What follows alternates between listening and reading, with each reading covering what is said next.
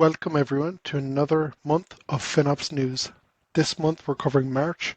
As always, I'm going to go through the news from the FinOps Foundation Summit, the What's New in Cloud FinOps news breakdown, and also the Cloudcast, as well as any bonus bits that I've found along the way. So without further ado, let's jump right in. So the FinOps Summit was held yesterday, March 21st. And there was a number of items announced. First off, there was a really interesting presentation from the team at Capital One.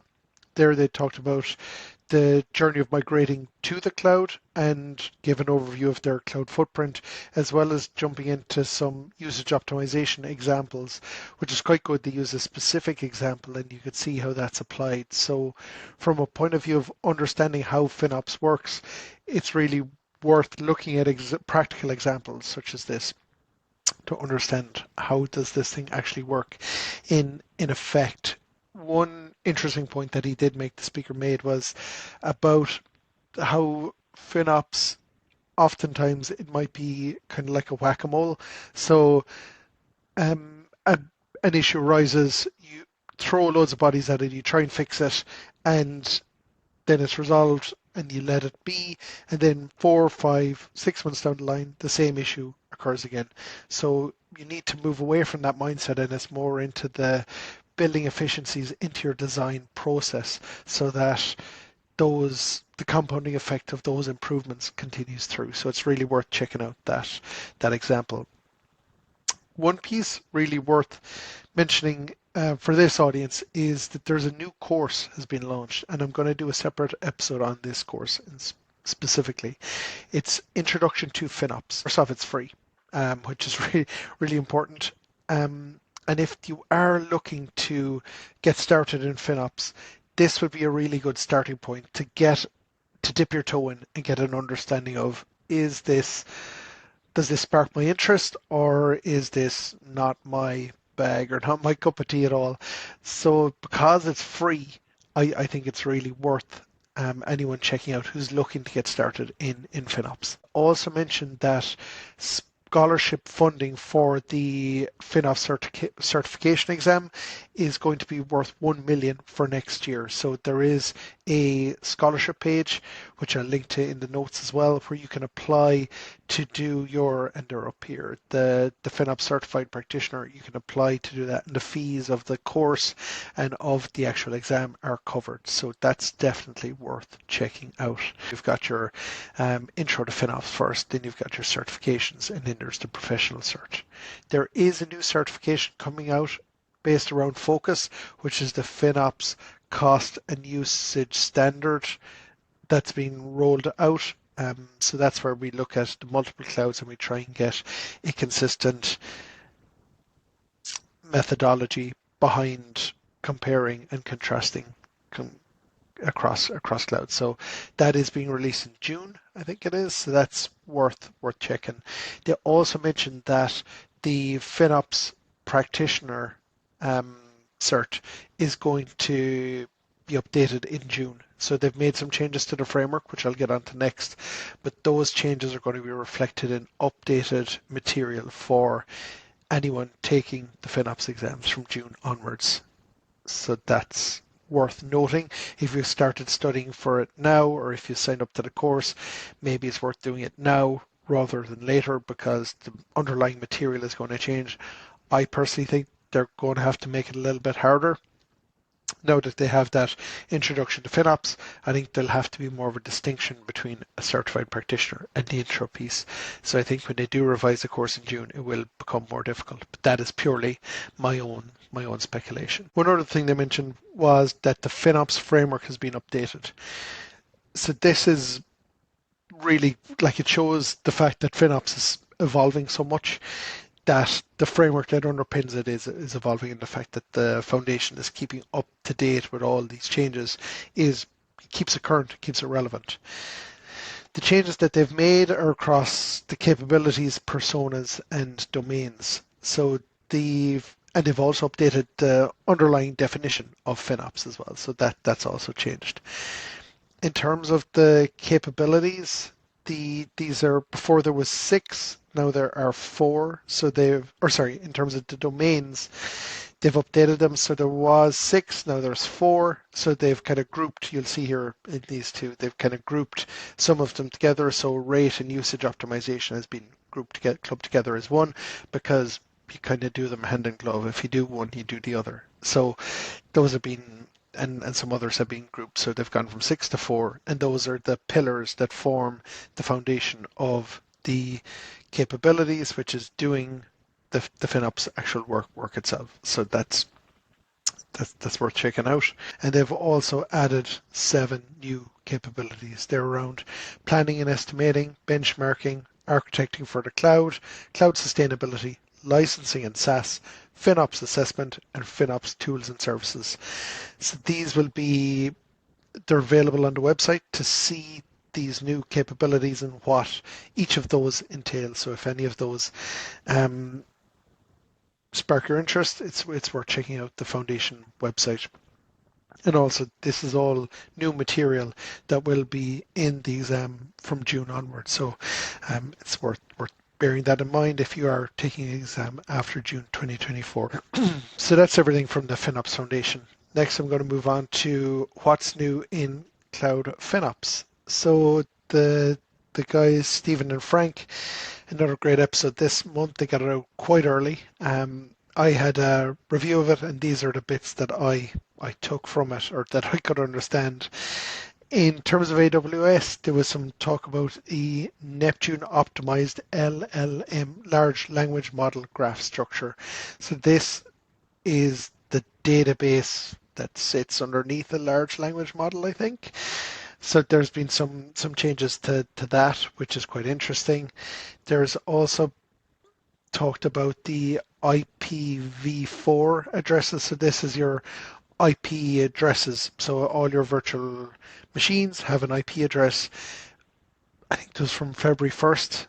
AWS started charging for those. So there was always a cost associated with them. AWS used to eat that, but now they charge it. But there is a limit on the amount of free IPVs that you get. So you get 750 free. It's just something worth bearing in mind if you are particularly mid to large size organization running a lot of VMs. This might be a charge that you've started to see flow through. And if you've got idle VMs, they still have an IPv, so maybe it's worth doing some right sizing and some switching off there. There is some documentation that I'm going to put into that in the notes as well. In terms of GCP, there was talks of the guys mentioned about databases and big table. There's a big table case study that they referenced. So I think I had a skim read of it. To be honest, I don't use GC an awful lot. It didn't mean a whole pile to me, but anyone in that space, it kind of looks at the value of using big tables. So that might be worth checking out. The bucket level information for GCP billing as well is now more granular. So granularity is always good. It means you've got better data, better decisions. So that level is there now. They also touched on resource-based CUDs. And this is kind of a bit of an abstract concept. I think it's how it gets allocating the CUD, which is a committed use discount, which is like an RI for AWS, how that discount gets applied to the associated machine or service. That has been automated. I think before you had to manually select, this is my CUD and this is the machine that's going to be attached. This is where I need to apply the discount. So I think that's been automated to make it a bit better. And they also, the guys reference a blog that GCP had where they talk about 5 keys to building a successful FinOps team. So again, if you're listening to this, you're probably wanting to break into FinOps. Breaking into FinOps involves understanding what makes up a good FinOps team because you're hoping to be part of that team. So you could definitely do worse things than reading that article. In terms of Azure, there's recommendations. Preview has been updated. So this is where you look at your recommendations for reservations. That's been amended to make it more user-friendly. Azure has also added Spring apps to their compute savings plan service. So what this means is that you've got a wider range of services that you might be using that are covered by a savings plan. So what this would mean is that you could If you use the existing services plus you use Spring, maybe you have enough spend there to justify buying some additional savings plan to cover that usage. Or if you've got underutilized savings plan, maybe it'll start to flow to cover that application workload. So it's something worth keeping in mind. When listening to the guys' episodes, they talked about storage a bit and they mentioned IOPS. I had to Google this.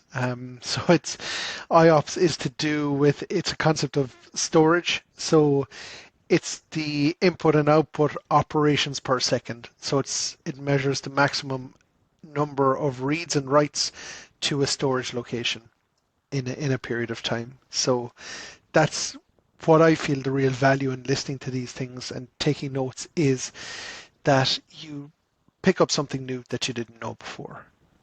And that was my little nugget of knowledge to add on to you all this month.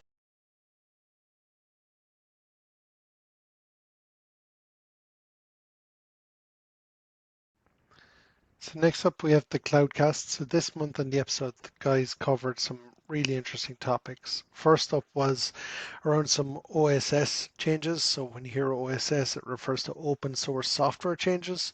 So this is cases where software has been developed, people are using it for free, and now they're getting to a point where they need to monetize or they've started to charge or they're building in a level of trying to make a business out of it and generate some revenue. So that's causing a lot of hassle and rifts within the industry. It's not something that might directly impact from a FinOps point of view, but to understand where the engineers and product teams might be coming from if they are using some of this software to build some of your products, there might be maybe there's some alternative solutions that they're looking at which may have an impact to cost as opposed to now that the free dinner has been taken away. Another thing to look at is AI trends. So it was quite interesting when they talked about the Microsoft looking to diversify in terms of their AI footprint. So they obviously have OpenAI, they've got deep ties there. They're also partnering with Minstrel, who are based in France, around some models there. And they're also building their own models, which are smaller parameters. If they have a smaller number of parameters, it means that they are less compute intensive because if you think about it, you're not shoving as much data or processing through the model and therefore it's more efficient and effective and costs less. So that's something quite interesting. They discuss some of the challenges that Google are facing at the minute with Copilot um, kind of eating into and maybe eating into an element of their search business and how they're kind of on a wartime footing versus a peacetime footing and what impacts those changes might have in the future. They also touched on Hugging Face, which is a open repository for AI models, and talked about how there's a malicious element starting to come in there in terms of some people are putting malware and things like that in some of these models, which are causing some security concerns. So I suppose like anything, once something is new, it doesn't take long for some bad actors to follow suit. They also talked about some releases. Zora sounds really interesting. It's video to text from OpenAI, so that sounds pretty cool. And OpenAI is also adding in a memory feature. So if you make a if you ask a question or recommendation or whatever it is, the model will remember what you've asked as previously. So that's pretty cool. Another piece they touched on was hardware and how chips are becoming sexy again with OpenAI, Microsoft, Nvidia all talking about massive investments in fabrication and chip making. There's a company called Grok who refer to a LPU, a language processing unit. So whether this is the language that takes over from a GPU, but from a FinOps perspective, it's interesting because what you'd expect to see down the line as more companies embrace an element of AI, we'll start to see these machine types and these chips naming conventions come through when we're speaking to engineers and we see those costs spike because I'd imagine when we start seeing this run through the cloud, we will see that spike in spend and it's just understanding that where that's coming from. Is it one machine running on these specific types of chips? So it's always good to have that knowledge of where it's coming from. The the guys talked about the large investment involved. I think OpenAI is talking about investing trillions, which is a lot of bread. But when you think about it in the context of cloud, when cloud was starting, there was massive investment required as well to build these data centers, to fit them out with servers and everything like that. So it's almost like the next coming is this AI massive initial investment in chips and hardware. A really interesting piece as well was around large language model data mining. There's some references to Reddit and Tumblr, for example, signing agreements with some of these AI companies to sell their underlying data so that that data can be used to train models.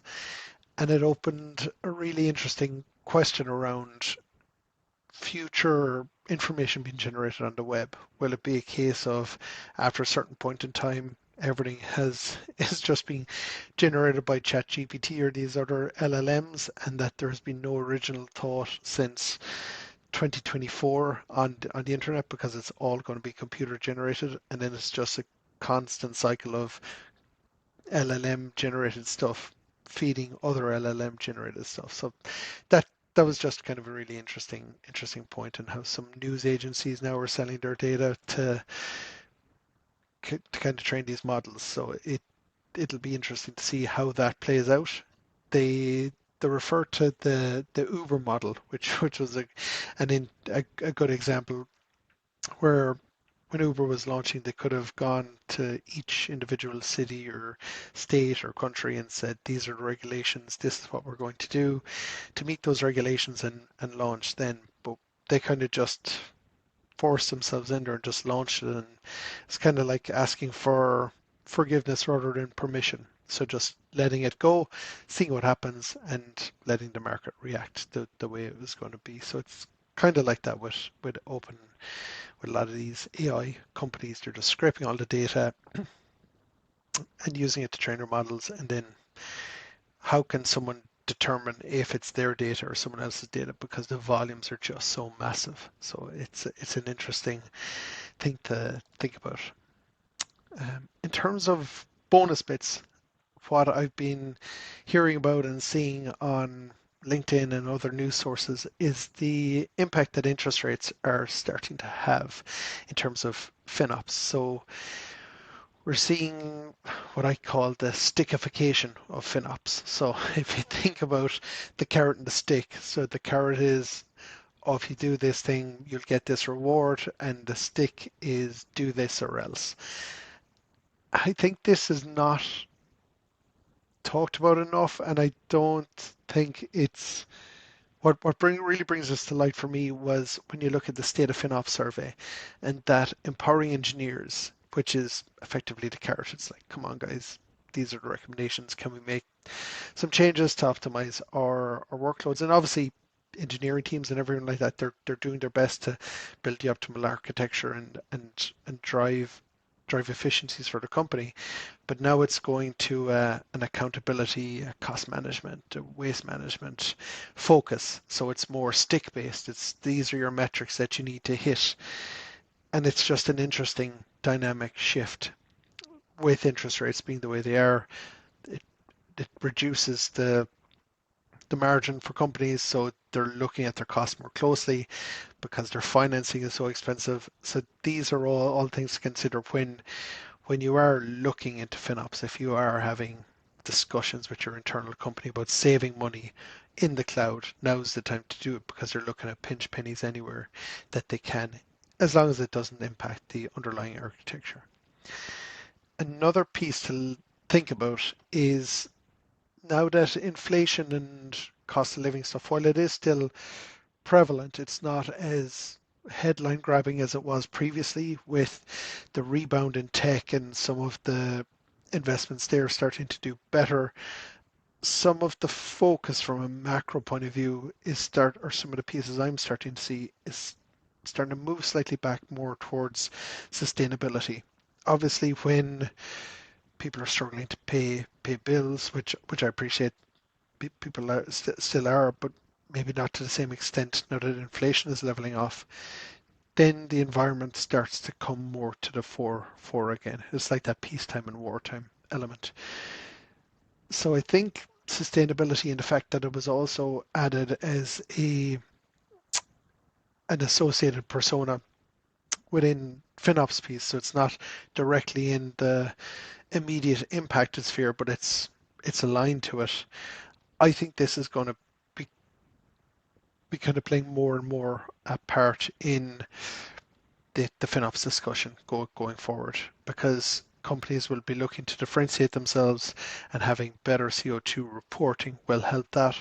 Also, the costs of buying offsets to be net neutral are increasing. So by reducing the amount of carbon you're using, it reduces the amount of offsets you have to buy, which reduces your costs.